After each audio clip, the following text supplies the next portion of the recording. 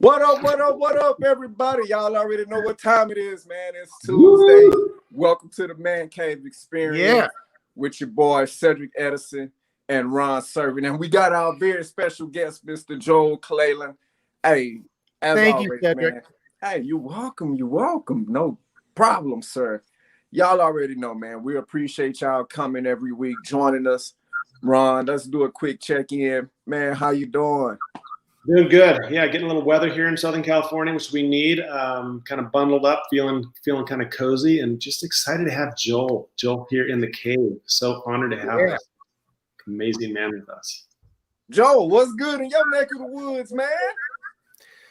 I'm just feeling good, man. I lost 30 pounds. Okay. Yeah, Ron knew me when I was slightly larger. But I probably got another 20 to go. But I'm on a good program, feeling good. Little bit of the sniffles today, but other than that, I'm doing great. Nice. Well, y'all look. Hey, I know y'all seen all the hype. We've been hyping up Joel. Y'all seen his trailer. Hey, cool cat, funny cat, man. There's some funny pictures in there. So, man, we just gonna dive right in, y'all.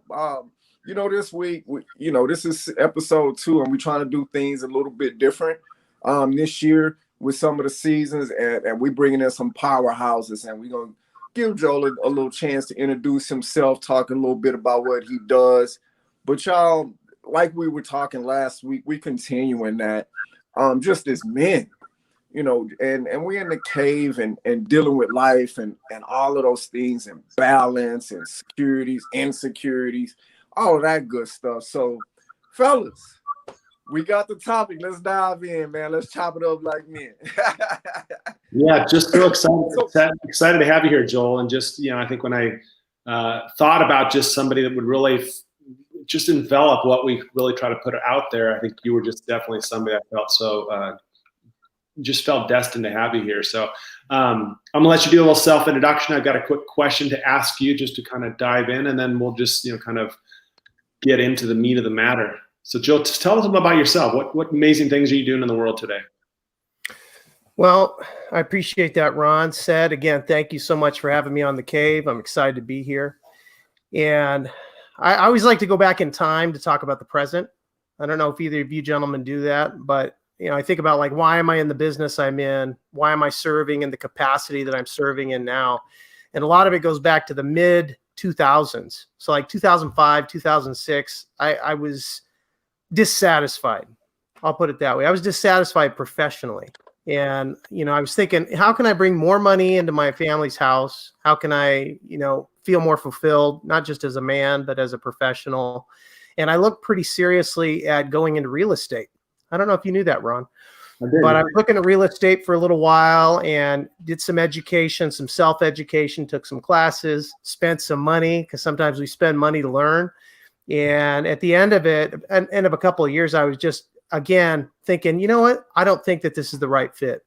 So I talked to my insurance agent who is taking care of my family, and I asked him, I said, how do you do what you do? And he said, well, this is what I do. This is how you do it. And was off to the races. I worked for a company for about 10 years. And I kind of got tired of them telling me what to do. I don't know if anybody can relate with that, but I got my footing there. I learned a lot, and I have no regrets. But I've been out on my own, serving the community as an insurance agent for about 4 years now, and it's great. I'm partnered with about 26 different companies. Yeah, so I have no shortage of solutions for people. I just want to protect people's families for now and for the future, because the future's bright. Future's not bright just for my family, but for a lot of families. And if I can help people along the way, that's what I'm here to do. The other thing I'm super excited about is being a connector. We were talking about influencers earlier. I'm not sure I'm an influencer, but I'm definitely a connector. I like to connect people that I think should go together. I was doing that earlier today. I had an attorney. This sounds like I'm setting up a joke, but I'm really not. I was with an attorney today and 2 young people that are in show business, actually. And I put them together. We had a conversation, and that led to some other people that I'm going to be bringing into the team. because I'm a believer in team building. Nobody can do it all. And anybody who tries to do it all ends up doing a few things not so well. You know what I mean? And so I've got my expertise. I'm in the insurance side. I do some financial and budgeting stuff for people, but when I need an attorney, I bring that person in. I'm not the lawyer. When I need a CPA, I bring in the CPA or enrolled agent or somebody who specializes in that. But I see myself as a connector. And I think one of the things that I see you as, Ron, is a connector, because you connected me with Sed. Yeah. That's why I'm here. But I'm here to connect with people. I ask people, please connect with me on social media. I'm not hard to find. Mm-hmm. Yeah, and I think part of your unique, part of what is unique about you as well is just how you are able to really do what you do in the profession that you do, but also just be an outstanding and committed and connected father. Having 5 children, and I think that's part of some of the topics we're diving into is just as a man, how can we look at having balance in our life, or at least understanding where we may need to spend more time, more energy to feel that fullness that we're destined to live. But before we dive into that, just kind of want to ask you just a question, just whatever comes to mind. There's no right answer, there's no wrong answer. And just envision, if you want to close your eyes, you can close your eyes. But just the question is, if you could be any man for a moment, in the world, in all of time, if you could be that man for a moment or a day, who might that man be, and why would you want to be him? Probably John Rockefeller. He's one of the men who built America. A lot of people didn't like John Rockefeller. A lot of people at least looked up to him. He was one of the richest men in the world at one time. I always say he and Andrew Carnegie would trade places, kind of like Elon Musk and Jeff Bezos and some of those guys. They're always trading places. But I think the thing that always really stood out to me about John D. Rockefeller was that whatever he wanted to do and set out to do, he did it. And he didn't let anybody dissuade him from doing those things. Like him or not, think he was ruthless or not, he was not easily dissuaded. And one of the things that I've seen about myself in life is it's hard for anybody to talk me into or out of anything. And Ron, I know you've known me for a couple of years, but people ask me, because I about 20 years ago, I converted to Catholicism. That's my spiritual path. And I was raised in Protestant Christian circles. And so it's the other, I always say it's the other side of Christianity. And it's so funny because I, in a way, married into the Catholic Church because my wife is raised Catholic. But it's funny because people have always asked me, hey, Joel, did you become Catholic for Peggy? Or did Peggy make you Catholic? I said, why don't you ask her? And when people do, she always gives them the same answer. You can't tell Joel what to do. You can't get him to do anything that he doesn't want to do.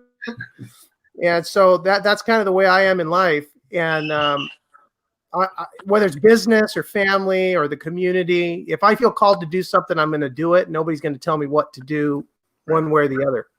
And, I try to do my best. I try to do right by people. I see myself as more of a peacemaker than a belligerent type, but I'm definitely ruthlessly committed to my own personal mission. And I think that's kind of why I would pick John Rockefeller. Yeah, I like that. So when because I'm a believer that we all have just at least a unique gift that's just something that we possess that nobody else in the world possesses. And it sounds like you've used that gift. You've been able to tap into that gift in your profession as you kind of grow this, this business, as well as, this charity work you're doing. This amazing Boone Foundation that you work for and with to really provide opportunities to others. So I'm just curious. I mean, I've got one son. Cedric's got one son. You've got 5 children. So have you been able to identify in your life just what that unique gift or gifts are that you are able to utilize, or you've learned about yourself and in your professional life that you integrate into your life as a father? Great question. I like that question a lot. That's not an easy question to answer. One thing I've noticed just being out in the marketplace is that everybody's different. Everybody has different needs. Everybody has different wants, and kids are no different. You know, some of my kids are super independent. I mean, all they need is like a little pat on the head now and again, and almost it feels like they don't even need that. I'm almost feels like, hey, I'm kind of getting in the way. I'm getting in the way. Just the fact that you say some of my kids just makes me laugh. But then other kids need a little more input. Yeah. You know, just like maybe a coworker or a team member, if you have your own business, you know, some people want that connection. Yeah. I'm a member of a masterminds group, and I don't know if either of you gentlemen have ever done masterminds, but I joined this group and maybe it was in the spring. It was right as the pandemic was starting. We were all trying to expand ourselves as things were closing up, but we've done pretty good virtually meeting once a month. But over the summer, one of the members of our group challenged me. He said, "You know what, Joel, you need to meet with your team every week." And I thought to myself, wow, that's adding something to the schedule. When you have lots of kids and a wife, it's like, okay, I'm going to add one more thing every week to my schedule. But I figured out a way how to do that and to leverage time, because like we're meeting right now, and it's said you're 2 hours ahead of us. So God bless you for, you know, hopping on with us on the Dude, I've been doing it for 3 years, man. Yeah, man. I appreciate that. But I did the same thing, and it's on Monday nights. And so last night I met with my team, and these gentlemen, because all guys, I've got a couple gals on my team, but they don't go to that meeting. You guys know those ones. But it's interesting because everybody gets to be real honest about what's happening in their businesses. And we get to popcorn with each other, and that connection is almost like a family. And I can take that back to my family. And the way I interact with them, obviously my kids are different ages, from almost 19 tomorrow. My oldest is going to be 19 tomorrow, all the way down to 3. You know, it's a different interaction, but just I think being there is huge. And I think that's probably an area of my life, gentlemen, where I totally blew it. Probably the first 5 years that we had kids, is I wasn't there enough. Mm-hmm. And since leaving my company and going independent 4 years ago, I've tried to be here more, because when I worked for the other company, it was like I was working or I was sleeping. Can so, man, I'm curious, man, because I have a 2-year-old. Oh, yeah. I'm starting to sprout grays. you have 5, right? And I know, and it's cool that you mentioned that, you know, that you're being there now. I guess my question would be, because I'm sure that can be chaotic with 5 different personalities. You add the wife, that's another one, and plus everything you have going on. So how do you manage to be present in those moments with the family while you're there as a man? Because that could be an odd topic for most. I was just kind of. No, I agree with that. Definitely odd. I think the biggest challenge, is that I have to be real. I can't be somebody I'm not with my kids, and I can't be a different person when I'm out in the marketplace and then when I come home. And so you've heard the saying that, you know, people at home, they know the real you, and then you put on your mask and go out in the race, right, or whatever. Right. I try not to do that. I try to be the same person in both places. And I don't want to give the best of myself to the marketplace and then give the leftovers to my kids. So I'd say that's probably the biggest challenge, especially having a lot of kids, because some families, they've got their schedule set up to where, okay, well, on Wednesday, I have my date with kid number 1. And then I have, Friday afternoon, I do this with kid number 2, and I found that just doesn't work. Gotcha. So I think that the way I do it is I try not to be a taskmaster, but I try to be a floater. So I look around, I see, what kid really needs me right now? Gotcha. Out of all these kids, and their mother is great. I can't imagine doing this by myself. So, she knows things that I don't always know for a little while. Yeah. And so, but you know, I think just trying to give your kids the best that you can. I've heard it said that you don't want to give them everything you never had. You want to teach them everything you never knew or you didn't know before. And so Ooh, can I you say want that one more time. That was it. Hey, that's a right Yeah, you don't want to give the kids everything that you never had, but you want to teach them everything you never knew. Mm.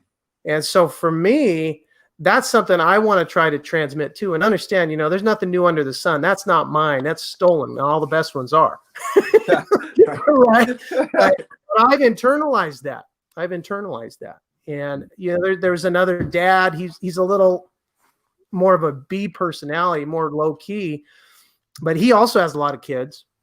And somebody asked him once, "Hey, how do you do it?" And you know what his answer was? Don't have too many rules. Don't have too many rules. So I think if people are being kind and being honest, trying their best, you know, people that don't try their best, whether out there or in my house, that's what gets under my skin. You know, if you try your best and fail, that's fine. You don't try your best, I have a problem with that. See, you bring up an interesting point, man. We talk about this a lot amongst ourselves, you know, in the show. That's the whole reason we started it. Just stuff we don't talk about as dudes. And you were saying you want them to be the best. So I'm wondering, what does it look like when you're teaching your kids about being a man? Especially for the boys. Yeah, I think I want my kids to feel fulfilled. And it's interesting because I call them the three musketeers, the boys in the middle. Every single one of them has a different personality. And my oldest boy, he's actually almost taller than me now. I think he is taller than me. He's 15. And this kid, he's going to be a monster. And actually, his little brother, the youngest, he's 9, and he's like a tanker. He's like the fridge. Remember the fridge, Perry? Oh, yeah, Perry. The Bears. He's like a white fridge. He's just this big old kid. But the thing is this kid, you know what he told me the other day? He said, Dad, I'm going to be as tall as Shaq. I said, you just might be, kid. Yeah. You just might be as tall as Shaq. You're going to be a white Shaq. This big old of a kid. You know, and I keep telling his older brothers, I said, you guys better be nice to him. He's gonna be bigger than you guys. But I think with all of them, I want to try to give them things. And when I say things, I mean opportunity, and I want to give them knowledge. If they don't run with it, that's their business. Right. But you know, obviously Peggy and I want to keep them alive first. You know, if we can help them get to heaven, that's better. But just giving them just a social conscience, I think, is huge. I mean, Ron brought up the fact that we got we have the nonprofit we do a lot of work with, and I appreciate you said for putting it on the screen, Project Boone. But before I got involved with Boone, I mean, I was involved with Boone as a volunteer, and we would make contributions. We took our kids to a soup kitchen. This is a few years ago. And I had my kids work the line. Ooh. And it was really, really fun because they got a chance to see kids their age that were homeless. They got to see kids their age that were without food. And I said, these kids are our age. I said, yeah, sometimes kids are homeless. Sometimes kids are hungry. And it was interesting because they were very slow to join the line. Like I put the apron on, I got to work, started doing it, and I just kind of saw them in the wings, but I kept inviting them over, and they were a little bit hesitant at first, but once I got them over there, they were very comfortable, and we had some interesting conversations on the way home because that wasn't in their world, that wasn't in their orbit. They had everything they need: clothing, food, shelter, sports, you know, everything they need, music. Not everybody does. And so I think if I can broaden my kids' perspective and make them socially conscious, I think I'll be a success. I love that. So Joel, being a dedicated professional and just broadening your skill set. I know you're always looking how to better yourself. And then just being an engaged father, you know, obviously, you know, looking back on 5 years of your life where maybe you could have done more, but really, and really taking in what you have the ability to do now and really diving into that. So if we've got listeners out there that are, men that don't have children at this point, maybe they're deciding what profession they would want to go in. And I think more and more it sounds like, people aren't having kids as quickly or as often as we were having kids at a certain age when we were growing up. So if you were to, be in contact with, as like a mentor, just in conversation with somebody that's like wondering where do they start to even comprehend being able to juggle the two of them?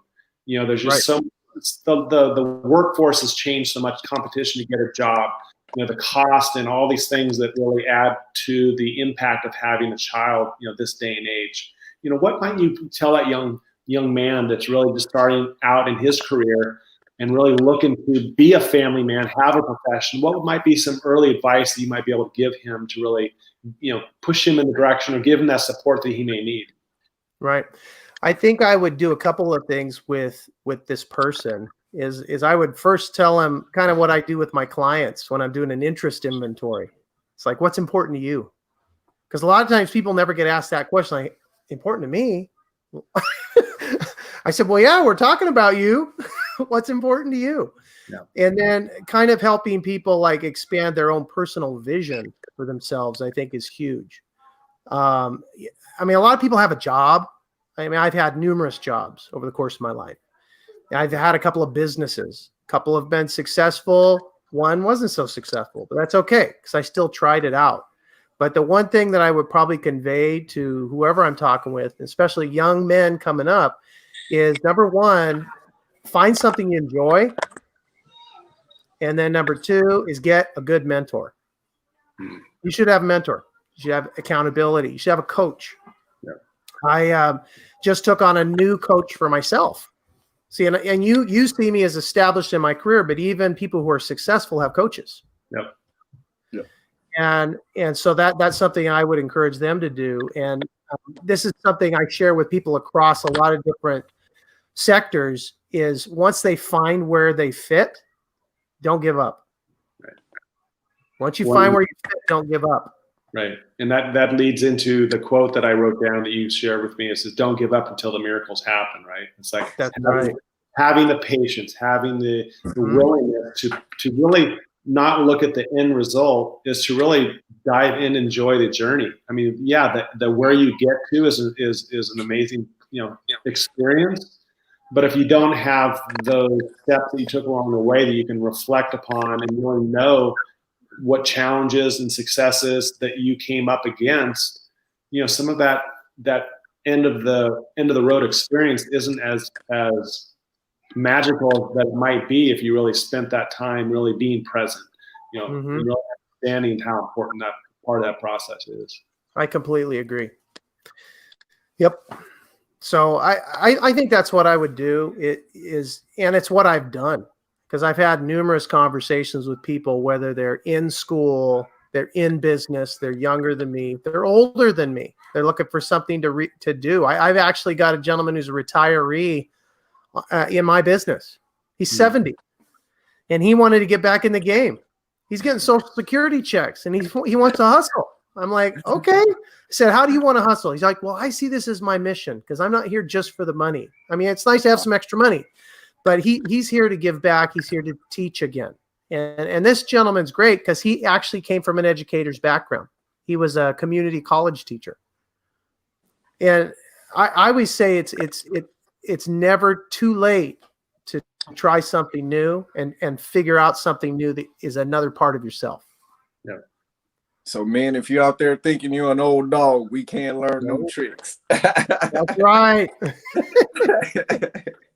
Yeah, nobody's perfect. Nobody's perfect. Sometimes I win. And being able to acknowledge those failures, or how do we have to phrase this failures, or is it an opportunity to learn? Right? It's like you don't have to look at life as success, failure. It could just be success, learning opportunity. And I think that's where your mindset comes in. It's so important for you to you the listener to really value those points of your life where you may stumble. And I think as men, we don't oftentimes admit that we're having those challenges or struggles. And that's where, we're here to help support you in that, but also in your life. Like Joel said, look for mentors that are the ones that are going to continue to be there for you. And they're also going to kick you in the butt when you need it, not just going to pat you on the back when you're doing something well. We usually know what we should be doing in our life. It's just we're not taking those actions because we're either lazy or we're fearful or something that's holding us back. Mm-hmm. So I love this whole conversation, Joel, and just how much you brought to our attention. And 5 children. I mean, how many people do you speak to in your life that have the challenges, not only at home, good challenges, and then in the workplace? Every time I hear or engage with you or see what you're doing in the world, it's always positive. It's always, something that's exciting. And there's never just kind of oh, I should have done this, should have done that. It's always, how can I move forward? And I just really appreciate that part of who you are. Thank you. Yeah, just don't stop moving. Mm-hmm. It's sometimes we have a little bit of success and we stop moving and then we lose that momentum. Right. Or when we have keep moving. And part of it, I think, is important when you said that is, and I think you do this, and if you don't, I encourage you to do it, is taking those little step backs and noticing and appreciating those little successes.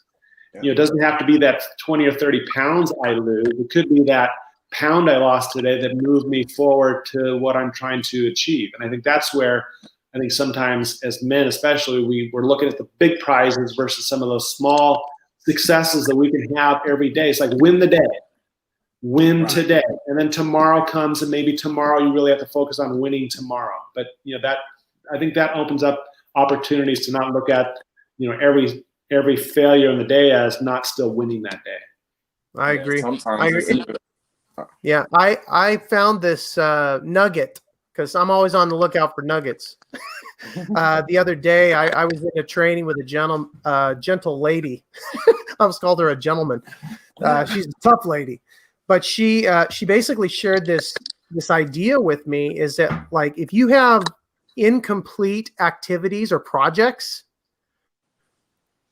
review all those things before you move forward and check them off your list. So basically what she shared was that list everything that you haven't completed, whatever the project was, because it's incomplete up here. Mm-hmm. It's not just incomplete in the world, it's incomplete in your mind.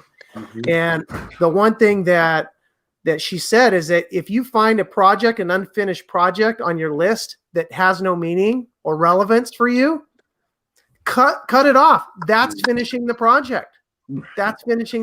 Just throw it off the list, throw it away. And that's finishing the project. And when she said that, the light went off in my head. I was like, oh my gosh, that's right. I don't have to finish every project, but I need to get it off the list. Yeah. Right. Because then I can move forward. I get a choice. That's right. All right, I like this. Yeah. So man, I'm well, we know, but there's people out there that's going to listen to this, and I really want them to understand and know about it too. But what exactly is Project Boone? Because I know we've mentioned it a couple of times, and I'm sure people are like, Project Boone, right? And I always like to separate it out this way, because my business is insurance, financial services. I help people with debt. I help people plan for their retirement, things like that. That's what I do every day. But Project Boone is something I believe in. And what is Project Boone? Project Boone is an organization that was started by 2 wonderful people, Chris and Anna Karina Sahanic. They're dear friends of mine. They're entrepreneurs. They're really successful business owners. And they started Project Boone as a way to give back because they've had so much success in business. They want to give back. Where does the word boon come from? The word boon is a Thai word that Chris heard at a meditation retreat about 15 years ago. And he heard it for the first time, like, boon, what is this boon? What is this? And the person running the retreat said it's a Thai word that means the merit one receives for doing a good deed. Boom. And he thought, wow, that's a great word. I don't know what it means. Boon, Project Boone. That's got to mean something. And so anyway, the organization was started. We actually are having our 11th anniversary this year. Wow. And the mission is to empower people. We empower the underserved. We connect. You know, I said I was a connector earlier. Project Boone connects people in the community, businesses, politicians, churches, with people who need help. And a lot of times people think the underserved is the homeless. And for Project Boone, that's not really who we're focused on. We're focused on a couple steps above the homeless. Will we help the homeless? Absolutely. But there's a lot of organizations already helping the homeless. So we're looking for people that are underserved. Young families, maybe they have 1 job, 2 jobs, they're renting, they're having some challenges, they need to connect. Can I leave you with one story? Yeah, of course. So in Project Boone, we have these events. We do a lot of large community events where we help people, whether it's health and education services, or like Ron has helped out. We provide Thanksgiving dinner, things like that. One of our events a couple years ago, a young family came, a young gentleman, had a couple little kids, good-looking kids, was in the line receiving lunch with us, having lunch with us. And he said, hey, can you guys help me with, you know, this, that, or the other, maybe a bag of groceries or something. And we said, yeah, sure. Here you go. And then he said, you know, can I share something with you? And it didn't come to me. It actually went to one of our other volunteers. He said, coming into the holidays with my little kids, my wife, I lost my job. I lost my job going into the holidays. And last week I had a conversation with my wife and I told her, sweetheart, we're going to have to make a decision, either Thanksgiving dinner or toys at Christmas. And he shared that with one of our volunteers. And he followed up with this. He said, because of Project Boone, we get to do both. Wow. That just gave me chills hearing that. And that's one of many, many stories, Cedric, that I have from our organization. And it's interesting because we started out just helping people who maybe need a little help, want to have some connections in the community, but we're really growing into the premier volunteer service organization in Southern California. And we have a global mindset. We were doing work in Mexico pre-pandemic, but some things happened there. So our international footprint is challenging for us, but we've got countries like Haiti, Vietnam. There's a couple countries in Africa that we are looking to expand Project Boone. And it's interesting because 2020 was a difficult year for a lot of people. It was our biggest year. During the pandemic, we did 20,000 meals in 2020, and we had our largest revenue year. And for a small to mid-sized nonprofit, that's pretty amazing. I mean, we just totally were blown away last year.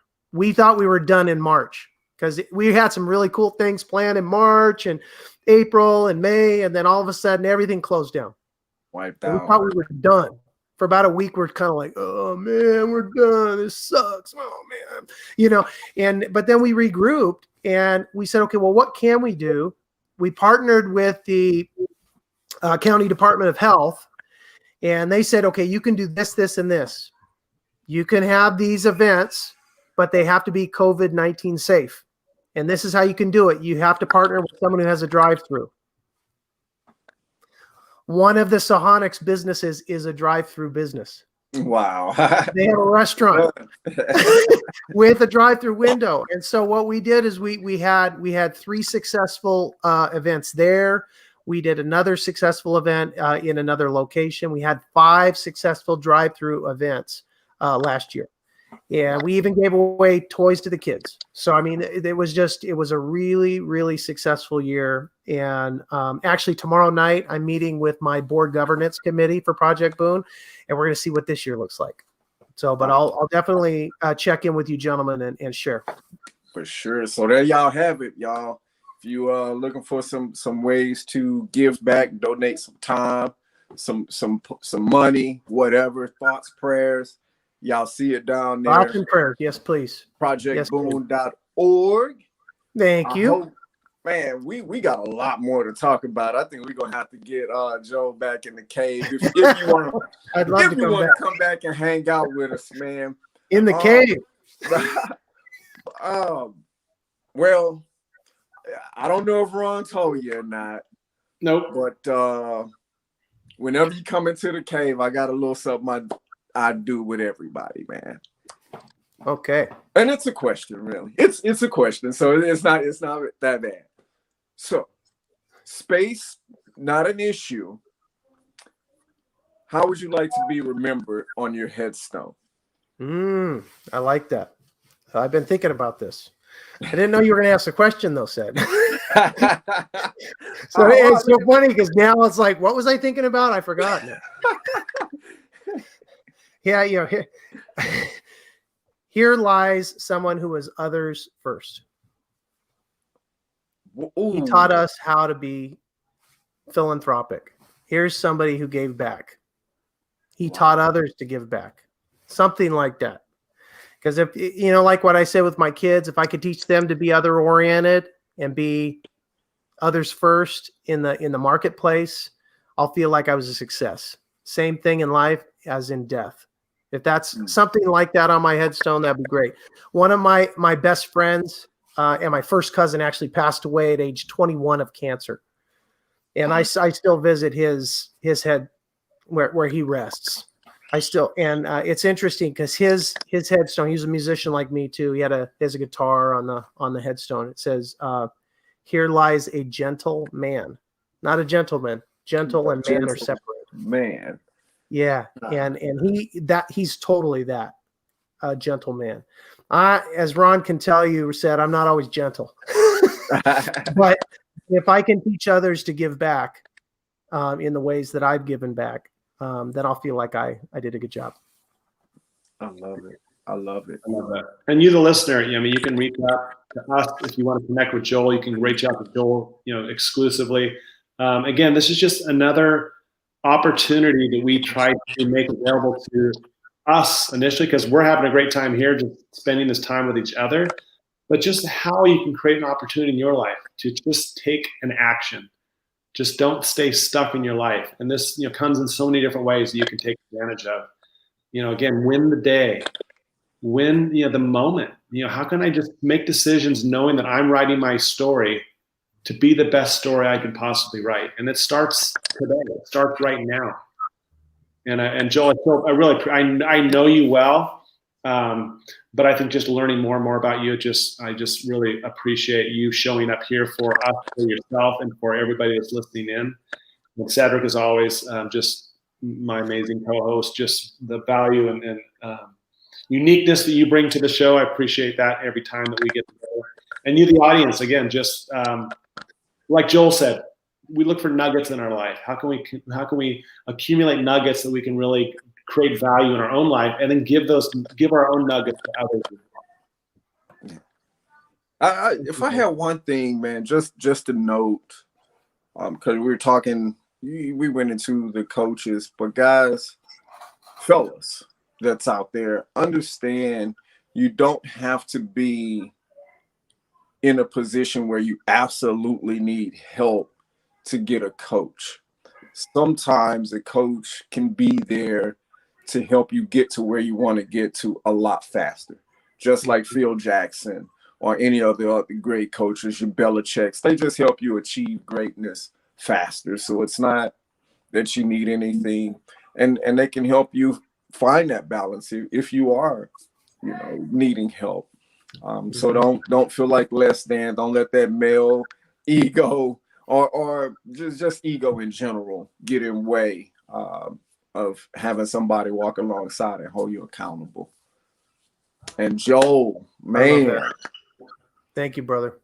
Thank you, man. You dropped some knowledge on us. You gave us a way for all our listeners to give back by way of Project Boone. I mean, it's all around complete. I love it. I'm full. You gave me chills. Can I share one more thing, Sid? Huh? Can I share one more thing? Yeah, for sure, dude. So I really appreciate you and Ron supporting Project Boone. And for anybody who's paying attention to the podcast, if you go to projectboone.org, you can actually sign up on our email list. And we do have a blog, and we have on our email list, we actually keep people up to date on what we're doing, so people know what's going on. And check in anytime, 24/7. We're always available. I love it. I love it. So y'all, that's a wrap for the Cave, man. Y'all that came in, kicked it. Hope y'all was able to put your feet up a little bit, get some knowledge, hang out with just three dudes, man, that are just chopping it up like men do. And we hope y'all enjoy. Hey, if you haven't already, go ahead and share this. If you're catching it live, hit like, share, subscribe. You know all of the things. Until next time, y'all, we love y'all from the Man Cave. Namaste. Namaste.